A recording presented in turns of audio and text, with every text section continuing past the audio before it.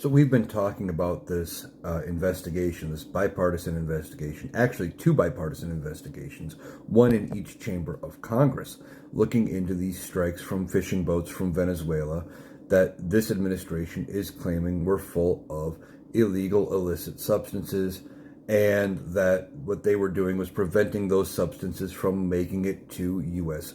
Shores. And of course, they are calling them all sorts of things, and they are saying it was justified. Well, the admiral that carried out the attack on one of the boats that had 11 people on board, and we are hearing they got hit with a second missile while survivors were in an upside down boat, part of the wreckage, not even enough that they could apparently make land. But that they were clinging to it, trying to survive, and then they were blown up a second time. Now, Pete Hegseth is claiming he knew nothing about the second strike. He didn't watch it. He watched the first one on TV, but he didn't see the second missile strike, and didn't know anything about it. There were reports that Hegseth said eliminate them all. Those kind of things. Again, don't know if that is true. There has been some conflicting reports on that. This administration is saying it never happened. Donald Trump is saying, well, Pete would never say that. But, of course Donald Trump would say that because he wants to deflect away. Well, this Admiral Bradley was in one of the two investigations. I think it was with the Senate. And they were looking into all of it.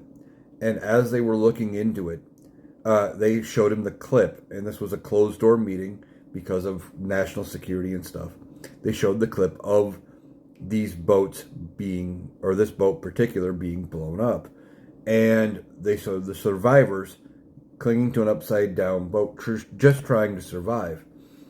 And he said it appears that they had no way to continue the fight, and they had no way to radio for help, is what he said about that video.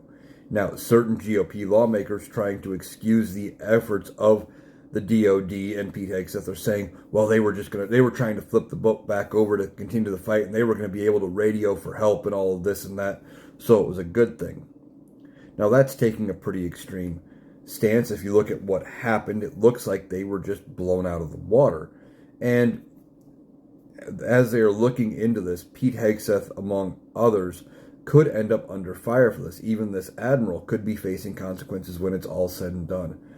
The narrative isn't matching between differing groups, and they've got a real problem with this story. If this story gets as much traction and gains as much steam as the Epstein files, this could be just another way to walk away from Trump.